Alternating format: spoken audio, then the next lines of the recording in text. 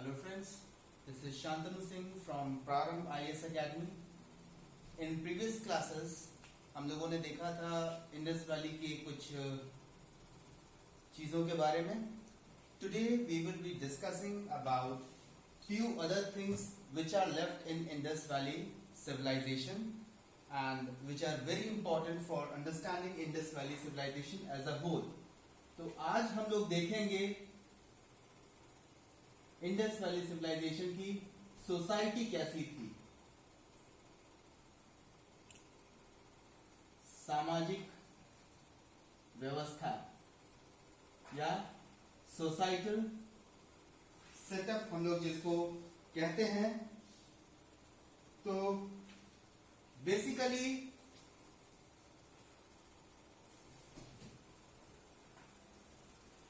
Indus valley was an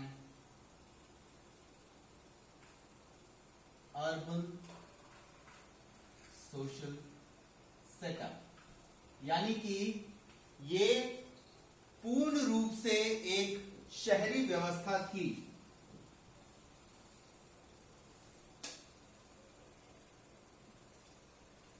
शहरी सभ्यता,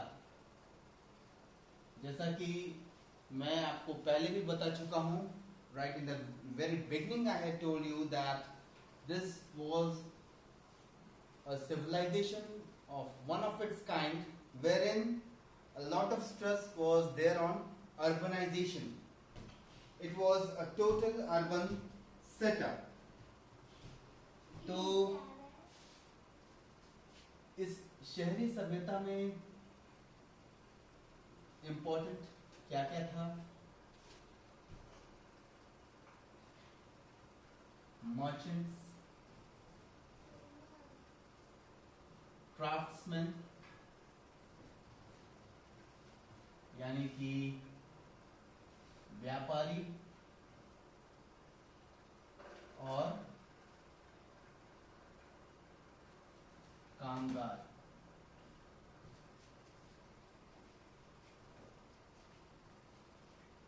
कई बार क्वेश्चन उठता है कि क्या इस सभ्यता में या इस शहर में राजा जैसी भी कोई चीज हुआ करती थी.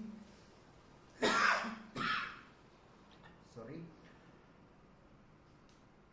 Taking this into mind, I would like to take you back to Mesopotamia. I would like to draw some inference from Mesopotamian civilization as well as Egyptian civilization. मिस्र की सभ्यता और मेसोपोटामिया की सभ्यता में राजा हुआ करते थे. रादर वहां पे प्रीस्ट होते थे, जो पुजारी होता था मुख्य मंदिर का, वो राजा का रोल अज्यूम कर लेता था और उसी के कहने पर सब कुछ होता था शहर में. मोर और लेस मॉडर्न टाइम्स में बाद में वर्ल्ड हिस्ट्री में जैसा कि देखा गया, पोप ने जो रूप अख्तियार कर लिया था उसी तरह का. इसके उलट इंडस वैली सिविलाइजेशन में कोई भी राजा जैसा कोई चीज नहीं हुआ करता था. किंग यानी राजा नहीं. यहां पे व्यापारी हुआ करते थे, क्राफ्ट्समैन हुआ करते थे और व्यापारियों का एक गिल्ड हुआ करता था. गिल्ड जिसे श्रेणी भी कहा गया. अलग अलग different craftsman, they had different guilds. For example, there is a person A who is trading in wheat. B who is trading in cotton. तो सभी व्हीट ट्रेडर्स का गिल्ड एक होगा, सभी कॉटन ट्रेडर्स का गिल्ड अलग होगा, और जो कॉटन में ट्रेड कर रहे हैं वो इस गिल्ड के मेंबर्स नहीं हो सकते, व्हीट वाले गिल्ड के मेंबर्स नहीं हो सकते. मतलब इंटरचेंज पॉसिबल नहीं था. ओके. पिछले क्लास में मैंने बताया था कि इस शहरी सभ्यता में जो है आपको बेक्ड ब्रिक्स यूज हुआ करते थे। मैंने 1:2:3 डायमेंशन कहा था, रादर डायमेंशन होता था 1:2:4, ये डायमेंशन हुआ करता था वॉल्स के लिए भी और घर बनाने के लिए भी ब्रिक्स का डायमेंशन यही हुआ करता था। चलिए, तो सभ्यता में आपको जो मेन रोल था वो मर्चेंट्स का हुआ करता था। They were the ones who looked after the city, they were the ones who used to facilitate each and everything. सारा कुछ ये मर्चेंट्स ही फैसिलिटेट किया करते थे। और क्राफ्ट्समैन अलग अलग टाइप के अलग अलग क्राफ्ट्समैन हुआ करते थे, क्राफ्ट अलग अलग हुआ करता था। पॉटरी भी एक कला हुआ करती थी जिसमें कि आपको टेराकोटा आ जाएगा,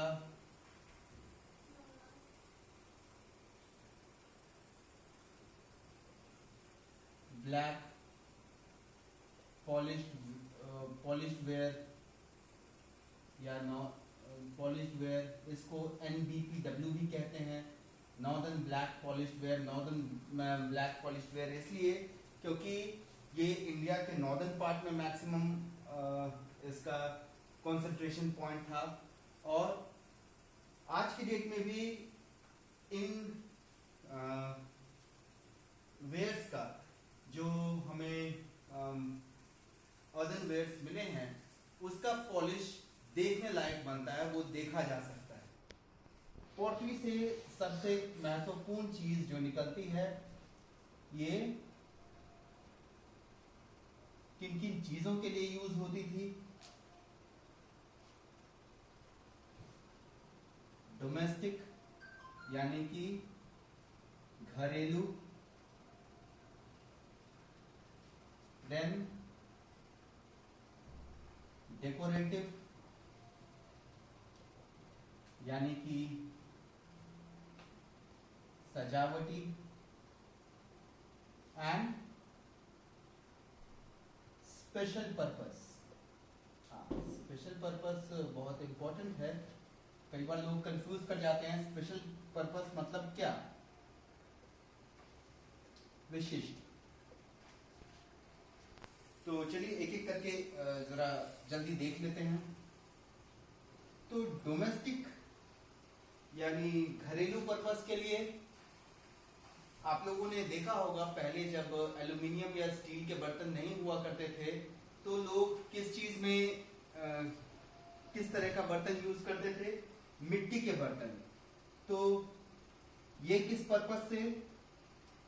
स्टोरेज, कुकिंग।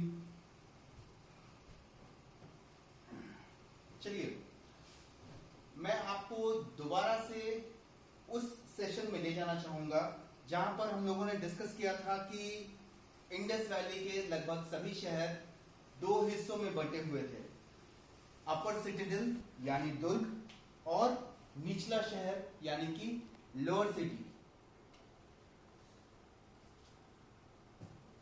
तो घरेलू जो ये बर्तन थे ये सभी देवर मोस्टली रेड वेयर्स, लाल कलर से बने हुए थे और मुख्यतः ये निचले शहर में पाए जाते थे। इसी में टेराकोटा भी आता है, लेकिन टेराकोटा हम लोग अलग से देखेंगे, which will continue with the remaining portions in the next class. Thank you.